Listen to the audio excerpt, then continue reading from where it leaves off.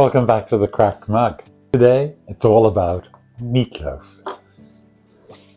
And to answer the question you didn't ask, where's meatloaf from? A little bit about meatloaf. It has been around forever, and some variation of it has been around, and many countries compete as to where it's from. What we do know is in ancient Rome, 1st century AD, they made a dish very similar to meatloaf from scraps of meat. Somewhere around the Middle Ages, the Germans, the Belgians, and Scandinavia, thanks to modern food preservation techniques and spices, adapted their own versions of meatloaf and became national dishes. During colonial times here in the United States, in Pennsylvania, German Americans made a dish out of ground pork and cornmeal, and a form of it is still available today in the supermarket. Similarly, the Dutch made a dish of ground pork, cornmeal, and then they took it out and they shaped it into a loaf and they fried that, sliced it up, and ate it. The first known recipe of meatloaf in the United States dates back to the 1870s, and there was a food historian, Andrew Smith, and I have to tell you, it's quite similar to what it is today. He did quote, "Chop whatever meat you have," end quote. So it was a great way of extending the life of a protein. Meatloaf is a highly adaptable recipe. I'm going to make every one for you. No, I'm not. But that's how adaptable it is. So let's roll up our sleeves, get in that kitchen, and make meatloaf. Come on. Over medium-high heat, add 2 tablespoons of olive oil to your pan. Here I have 1 large onion, a medium chop on that. Add that to your pan. We are going to saute these for about 3 to 5 minutes until they become softened, a little translucent, and begin to take on a little color. That has been 4 minutes. And as you see, it's taken on some color, they're translucent, and they're softened. So to that, we're going to add 2 cloves of garlic that I've minced. Stir this for about 1 minute. We don't want to burn our garlic. To that, we're going to add 2 tablespoons of tomato paste. Mix this in really well. We're just going to cook this for about a minute or 2, just to get the raw tomato paste flavor out. That was 2 minutes.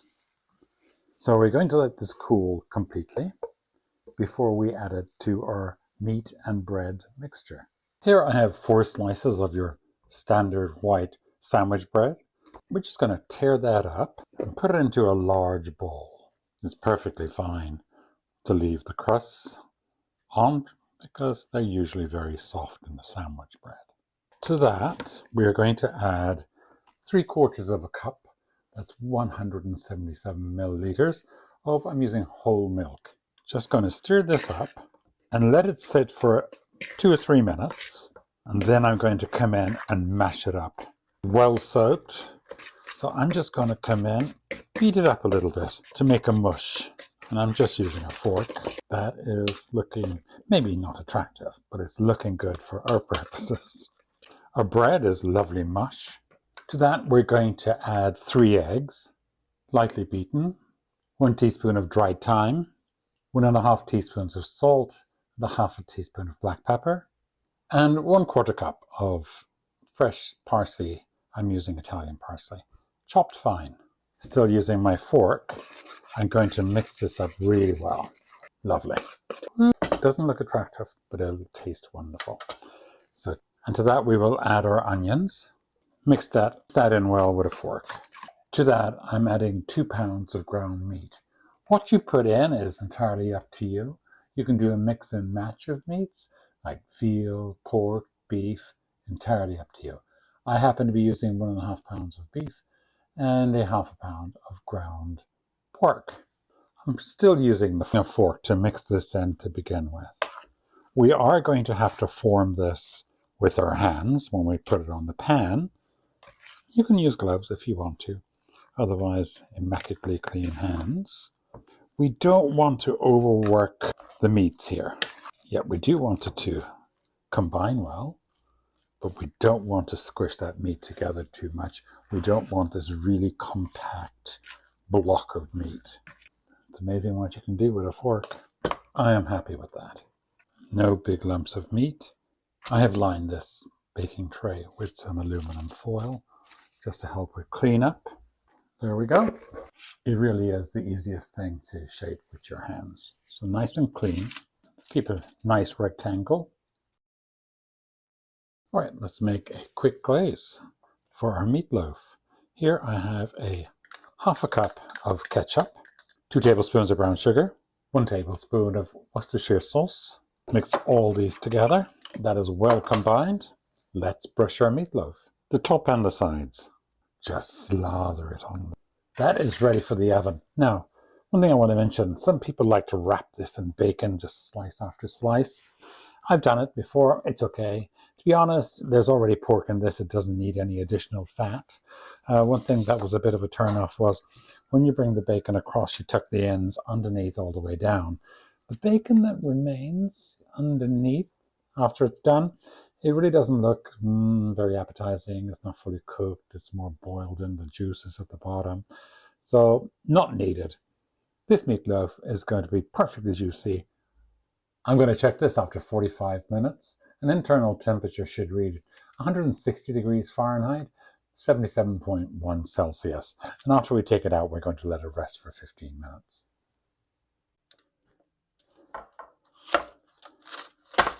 All right, here it is after 45 minutes. I'm just going to check the temperature of it. 183, 186. Done. I am going to let this sit here for 15 minutes. Cheers. So as you see, I made some mashed potatoes and some brown gravy to go with that, and some carrots with a little bit of ginger in those. This meatloaf smells amazing. So I'm very excited to try it, of course. All right, straight for the meatloaf. It is, I can tell already, it smells amazing, but it's very tender.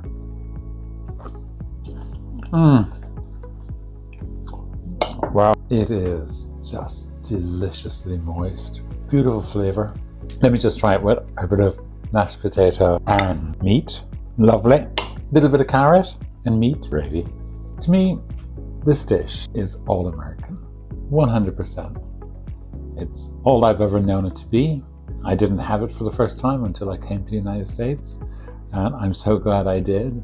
It's absolutely fantastic. A simple, highly adaptable recipe. I really think you should give it a try. I'm sure you have your own version. Try this one. Now, you can do this in a loaf pan where it comes out more brick shape.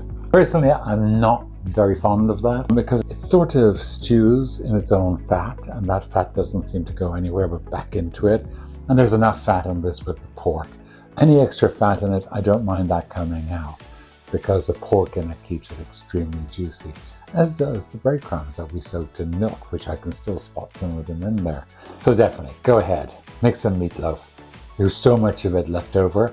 I actually can't wait to have tomorrow a meatloaf sandwich. It's one of the most wonderful things you'll ever stick in your mouth, trust me. I have no doubt that you would really like this meatloaf. So go ahead, give it a try. Okay, thank you very much for all your support. I really appreciate it. In the description, you will see a link to my new website. I'm currently building that out, so it's growing. It is thecrackedmug.net. On there, you will find all the recipes I've done here on YouTube, and you will also find additional new ones that will not be released on YouTube. I cannot tell you how much I appreciate the support. Please like, comment this video. Apparently it really helps with the algorithm of YouTube. So, until next time, bye.